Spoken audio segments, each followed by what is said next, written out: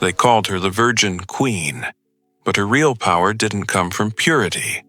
It came from something far more dangerous. Behind the powdered face, beneath the golden gowns, was a woman who understood the brutal truth of leadership. Perception is more powerful than force, and no one in history wore their mask better than Elizabeth I.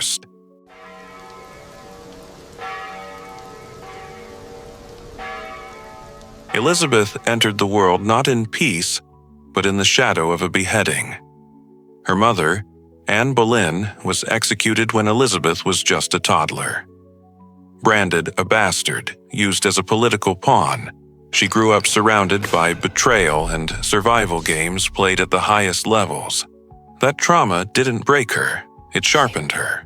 From a young age, Elizabeth understood that power in a man's world wouldn't come from brute strength. It would come from mastering fear, image, and psychological control.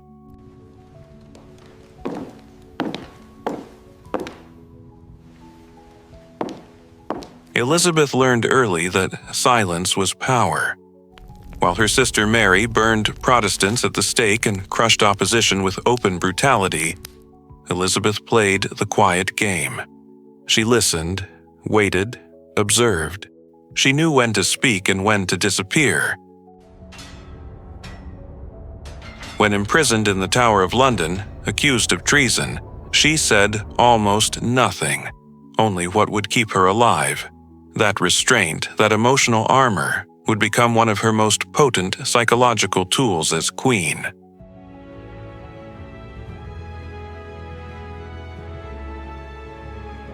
She called herself the Virgin Queen, not because she was celibate, but because she understood the value of mystery. Her refusal to marry wasn't weakness, it was domination.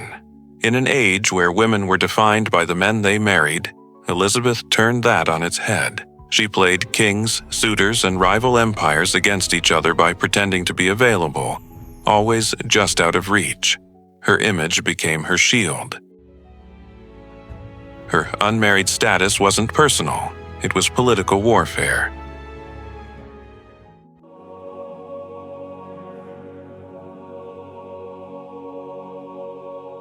Elizabeth controlled her public image with the precision of modern PR. Every portrait was propaganda. She demanded paintings that showed her as ageless, divine, almost immortal.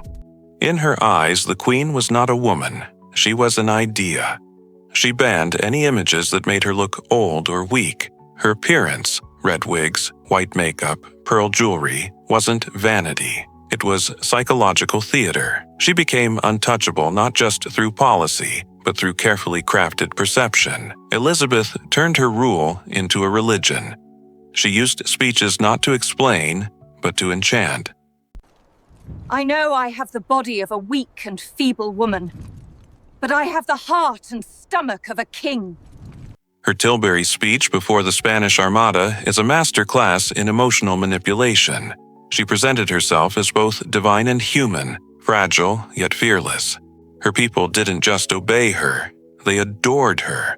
That devotion wasn't natural, it was engineered. Through symbolism, myth-making, and calculated displays of vulnerability, she ensured her power was rooted in the minds of the people, not just the laws of the land. Elizabeth ruled in a time when every man in Europe saw her as prey.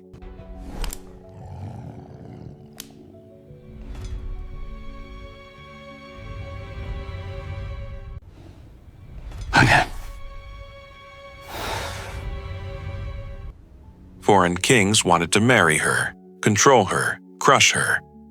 Her own court was filled with rivals, spies, and hungry noblemen. But she played them all.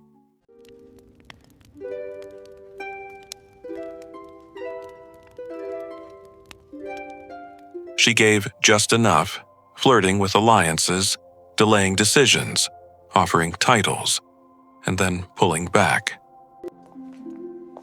Welcome, my lords and ladies. So glad you could join us tonight. It wasn't diplomacy, it was psychological warfare. She understood what they wanted from her and weaponized that desire. Your Majesty, it is an honor to be here.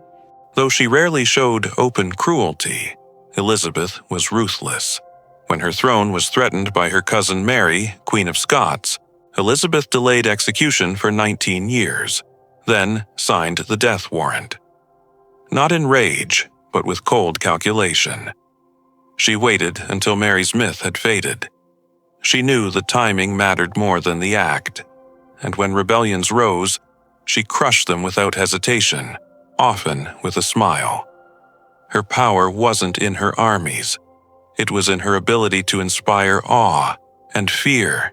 For 44 years, Elizabeth I ruled not with marriage, armies, or heirs, but with myth, mind, and manipulation. She became more than a queen. She became an idea, but behind the divine mask was a woman who never stopped calculating. The real Elizabeth, she never took it off. In the next episode, we'll uncover another ruler who didn't need a crown to control empires, Niccolo Machiavelli, the man who taught leaders how to rule through fear and how to hide it.